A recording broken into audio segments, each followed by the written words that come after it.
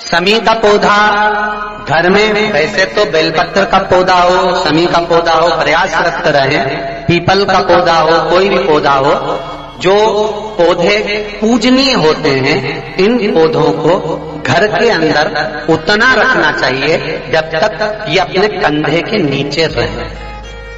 किसके नीचे रहे? कंधे के नीचे।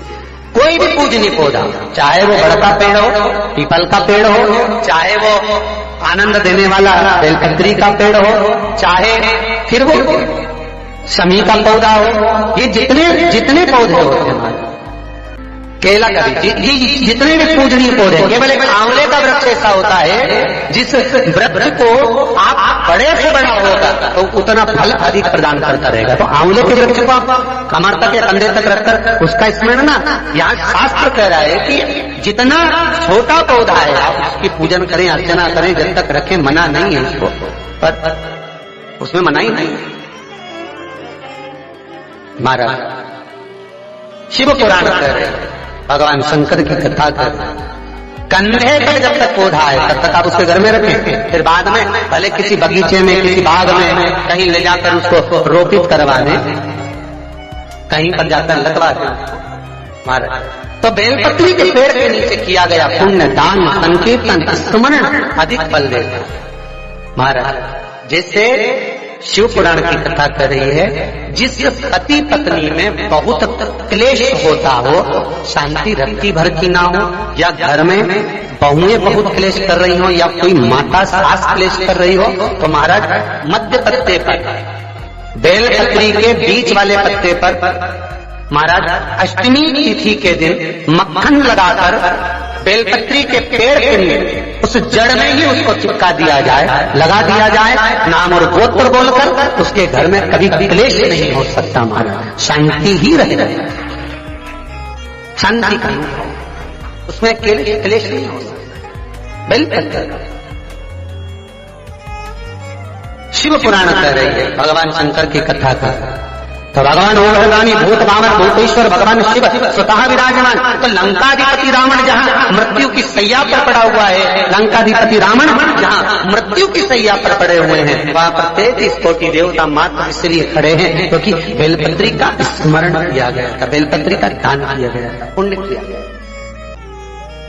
शिव कथा कर भगवान शंकर को रिझाने के लिए सबसे सुंदर तरीका है, एक जम के बोलिए बेलपत्र, सर्वधिक शिव महापुराण की कथा कहती है, स्कंद पुराण कहती है, पद्म पुराण कहती है, लिंग पुराण कहती है, नर्मदा पुराण कहती है कि सब दूर जाकर दान करना, पर किसी बेलपत्र के पेड़ के नीचे अगर आपने एक अन्न का दाना भी दान करा है तो वो दान छिन्न नहीं हो सकता, समाप्त नहीं हो सकता।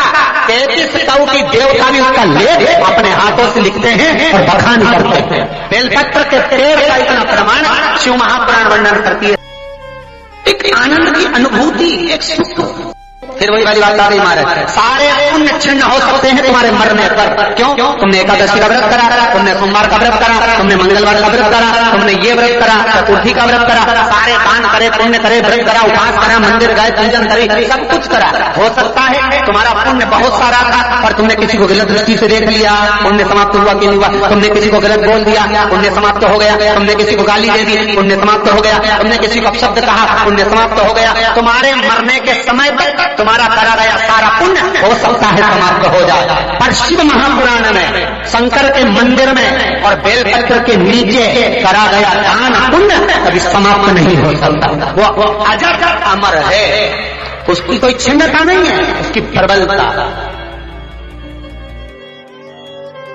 बीमे वाले कहते हैं पैसा जमा करो वो मिलेगा।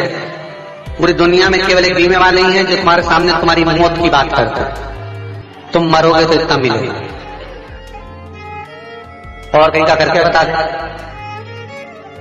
अरे बोलो तो सही, कोई कर सकता तुम्हारे सामने तुम्हारे मरने की बात?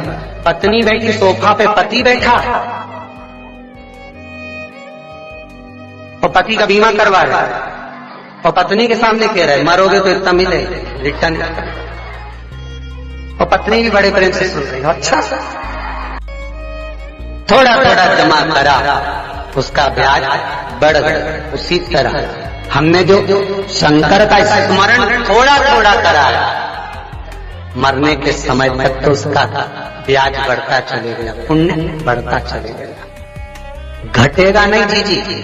जो तुमने किया, स्मरण किया, इसलिए हम कहते हैं कि कितना सुंदर लिखा है कि बेल पत्र के पेड़ के नीचे अगर एक माला का स्मरण भी कर लिया जाए तो वो अजर और अमर है, उसको घटना नहीं है, उसका फल मिलना ही नहीं, प्राप्त होना है उसका फल, वो घटना नहीं।